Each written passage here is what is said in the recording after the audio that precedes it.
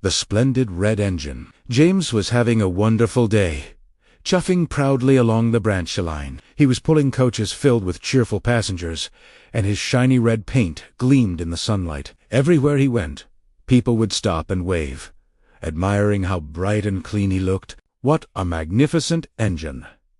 They'd say. All this attention made James feel very proud indeed. So proud, in fact, that he started to feel a little bit cheeky. As he steamed along, he saw Percy, looking quite dusty and dirty from a long day of pulling coal trucks.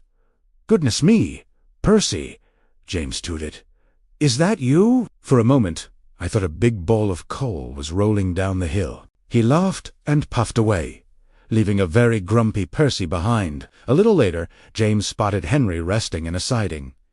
Henry looked tired, and his green paint was smudged with soot. "Oh, Henry, you look like you've been through a storm," James called out. "Maybe you should take a month off, just to get a proper wash." James chuckled to himself and sped off, feeling very clever. He was the shiniest, fastest, and best engine on the whole island, or so he thought. His next encounter was with Diesel 10, who was busy pulling a long line of trucks filled with pigs from the farm. "Time for one more little joke," James thought. He built up speed, and as he raced past Diesel 10, he let out the loudest, sharpest whistle he could manage.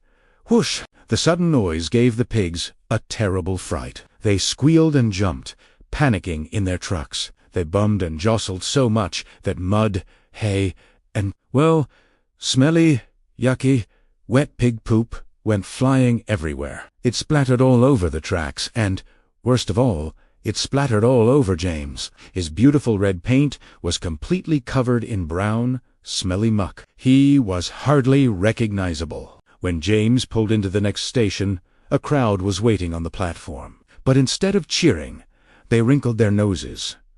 "Phew! What is that awful smell?" someone shouted. Everyone held their noses and backed away. James had never been so embarrassed in his entire life. He wished he could just disappear into a cloud of steam. From that day on, James was much more careful with his jokes. He learned that being shiny on the outside is nearly as important as being kind on the inside. Remember to like and subscribe for more stories. See you next time.